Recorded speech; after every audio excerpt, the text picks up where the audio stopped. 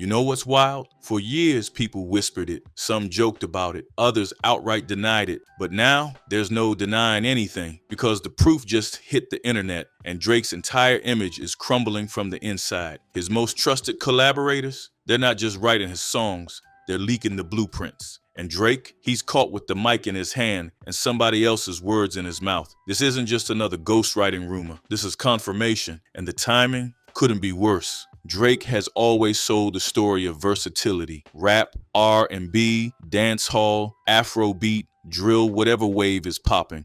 Drake's riding it effortlessly, or so we thought. He's been praised as the voice of a generation, a hitmaker, a creative genius.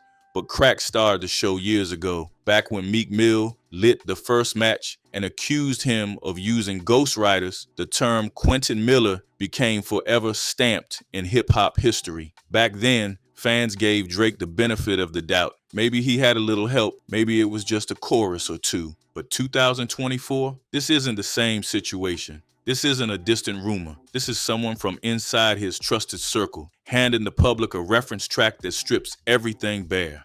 On October 18th, the internet quietly imploded. Beam, one of Drake's credited collaborators, suddenly had a reference track floating around online. Same beat, same cadence, same lyrics. It matched a leaked Drake track from September called Tower, a moody R&B-laced record that never officially dropped but made brief waves in the underground. But then, Beam's version surfaced. A clean, polished reference, like a musical instruction manual, word for word, bar for bar. This was the original, and Drake's version sounded like a copy-paste. Even casual listeners could hear it. Beam wasn't just inspiring the song, he created it. It didn't stop there.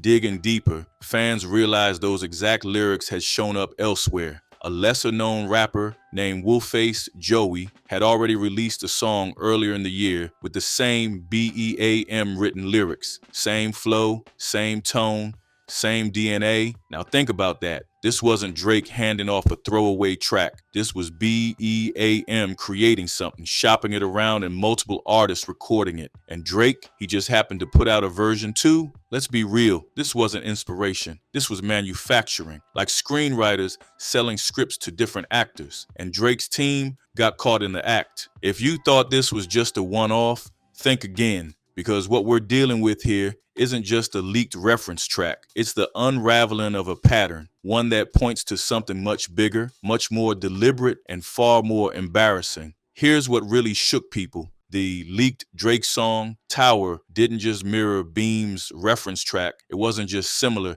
it was identical. Line for line, flow for flow, same vibe, same tone, no deviation, no improvisation, just a vocal replica. But then fans dug deeper, and that's when things got weird, because those same lyrics, the exact same ones from Beam's reference, had already appeared earlier this year in a song by an underground rapper named Wolf-Faced Joey. Let that sink in. 3 different artists, one song, one set of lyrics, one ghostwriter. So now the question becomes, who's really creating and who's just borrowing? This isn't just about Drake anymore. This is about the entire pipeline behind his music. The fact that one track can move through multiple artists like a chain email. That's not normal. That's not hip hop. That's Hollywood. That's an assembly line. And here's what makes it worse. Wolf-Faced Joey's version was released months before the Drake leak. That means BEAM, or someone on his team, likely passed the same song to multiple artists. Joey got it first. Drake tried to hold on to it. And when his version didn't drop officially, Beam's producer leaked the reference track on purpose. That's not coincidence. That's strategy. And if it's strategy, then we have to talk about motive. Because the move to leak a reference track like this, it doesn't happen by accident. That's someone sending a message. Maybe Beam and his team were tired of being in the background. Maybe they were done watching Drake take credit,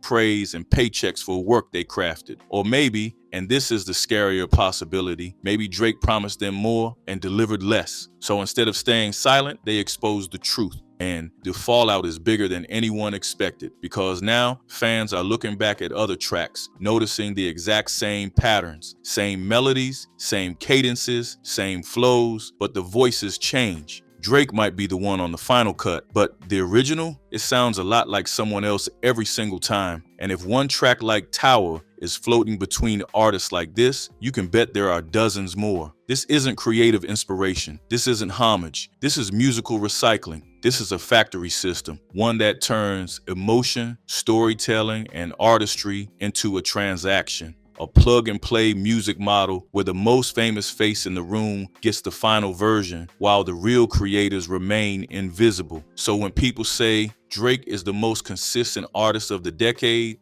sure, because consistency is easy when you're not the one doing the heavy lifting. And in this case, Beam and his team did the lifting. They carried the track from idea to execution. Drake just pressed record. Here's the uncomfortable question. If Beam wrote it, styled it, and recorded it first, what exactly did Drake do? We've reached a point where Drake the rapper is being exposed as Drake the performer. Someone handed him a finished product. He just layered his vocals on top. And that's where the culture draws the line. In hip-hop, authenticity matters. You don't need to write every line. But when your entire catalog starts looking like a patchwork of other people's creativity, that's not artistry. That's puppeteering. And Kendrick Lamar, he saw this coming from miles away. Remember his diss track Euphoria?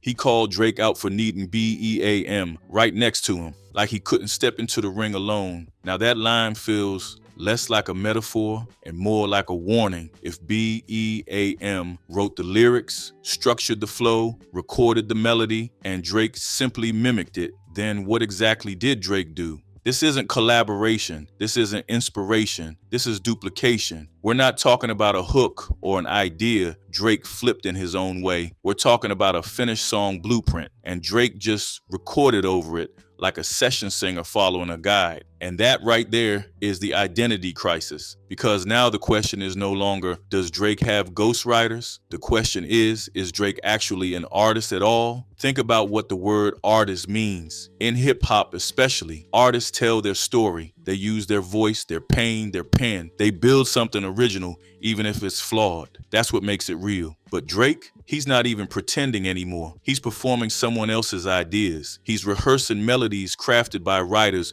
with more vision and soul than he's shown in years. He's not just influenced, he's packaged, pre-wrapped, pre-written, pre-approved by committee. And the irony, he used to mock others for doing this. He used to call out artists who didn't write their own raps. But now the truth is clear. He was the one borrowing voices the entire time. Look back at his catalog now. How many songs suddenly feel empty? How many personal records lose their meaning when you realize someone else wrote them? Because if the man behind the mic didn't live it, write it, or even conceptualize it, then what are we really listening to? Just another performance, another character in another scene. And Kendrick Lamar, he saw it coming like a prophet in a storm. When he said, I like Drake with the melodies, not when he acts tough, it wasn't just a jab. It was a deconstruction. He wasn't talking to Drake the rapper. He was addressing Aubrey, the former child actor, the same kid from Degrassi, the one who always knew how to hit his mark and deliver a line, even if it was written by someone else. That's what Kendrick exposed. Not a rapper, not an artist,